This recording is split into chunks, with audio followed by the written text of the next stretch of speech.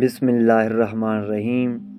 سورۃ الانعام قرآن مجید کی ایک عظیم اور جامع سورت ہے جو مکہ مکرمہ میں نازل ہوئی، اور اس میں توحید، رسالت، آخرت، حلال و حرام اور انسان کی ہدایت کے بنیادی اصول نہایت خوبصورت انداز میں بیان کیے گئے ہیں۔ اس سورت کا نام الانعام مویشی رکھا گیا۔ اس میں عرب کے مشرکین کے ان غلط عقائد کی تردید کی گئی ہے جو وہ جانوروں کے بارے میں رکھتے تھے، لیکن اگر اس سورت کے اصل راز کو سمجھا جائے تو یہ صرف جانوروں یا احکام کی بات نہیں، بلکہ انسان کے دل، عقل اور روح کو اللہ کی طرف پلٹنے کا ایک زبردست پیغام ہے۔ یہ سورت دراصل انسان کو ایک بنیادی اصول کی طرف متوجہ کرتی ہے: کیا تم نے اپنے رب کو پہچانا؟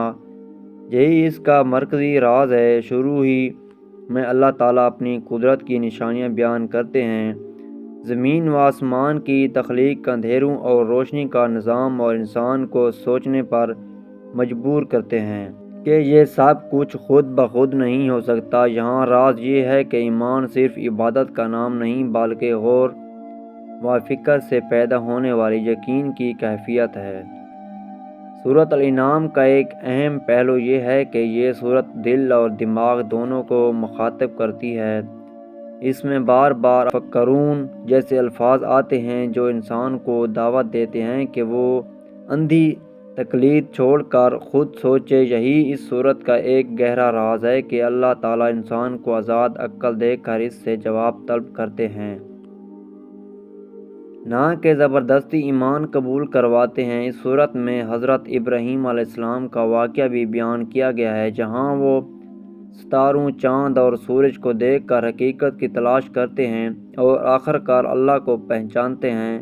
یہ واقعہ دراصل ہر انسان کی اندرونی جستجو کی علامت ہے۔ اس کا راز یہ ہے کہ سچا ایمان سوال کرنے سے پیدا ہوتا ہے، نہ کہ صرف وراثت میں ملنے سے۔ اللہ چاہتے ہیں کہ انسان خود تلاش کرے، خود سمجھے اور پھر سچے دل سے ایمان لائے۔ سورۃ الانعام میں ایک اور اہم راز توحید کی خالصیت ہے۔ اس سورت میں بار بار یہ بتایا گیا ہے کہ اللہ کے ساتھ کسی کو شریک نہ کیا جائے، نہ عبادت میں، نہ دعا میں، نہ امید میں۔ مشرکین کے مختلف عقائد کو رد کیا گیا ہے، جیسے کہ وہ بعض جانوروں کو حرام قرار دیتے تھے بغیر کسی دلیل کے۔ یہاں راز یہ ہے کہ دین انسان کی خواہشات کے مطابق نہیں، بلکہ اللہ کے حکم کے مطابق ہونا چاہیے۔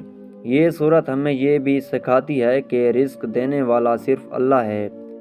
انسان کو نہ تو کسی اور سے ڈرنا چاہیے اور نہ ہی کسی اور پر مکمل بھروسہ کرنا چاہیے۔ اللہ ہی کھلاتا ہے اور خود نہیں کھاتا۔ یہ جملہ ایک گہری حقیقت کو ظاہر کرتا ہے کہ اللہ ہر چیز سے بے نیاز ہے، جبکہ ہم ہر لمحہ اس کے محتاج ہی ہیں۔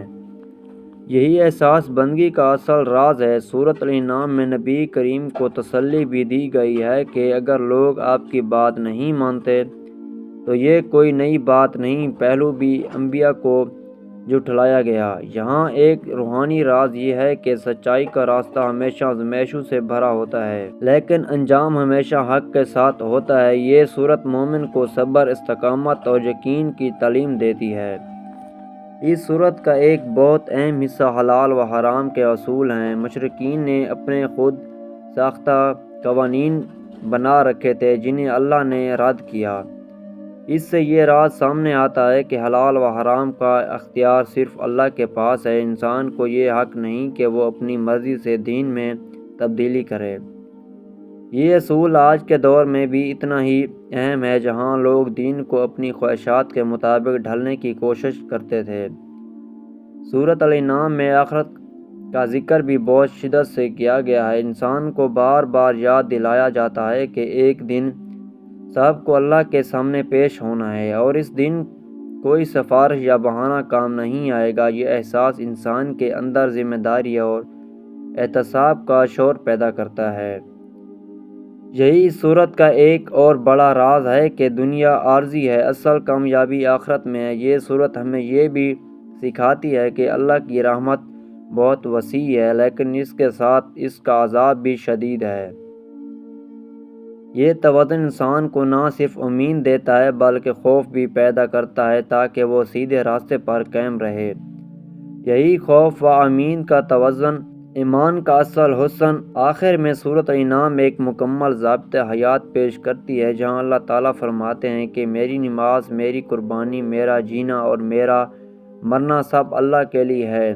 یہ آیت اس سورت کا نچوڑ ہے۔ اس کا اصل راز یہ ہے کہ انسان اپنی پوری زندگی کو اللہ کے لیے واقف کر دے، یہی کامیابی کا راستہ ہے۔ اگر اس سورت کو گہرائی سے سمجھا جائے تو یہ صرف ایک مذہبی متن نہیں بلکہ ایک مکمل فکری، روحانی اور اخلاقی نظام ہے۔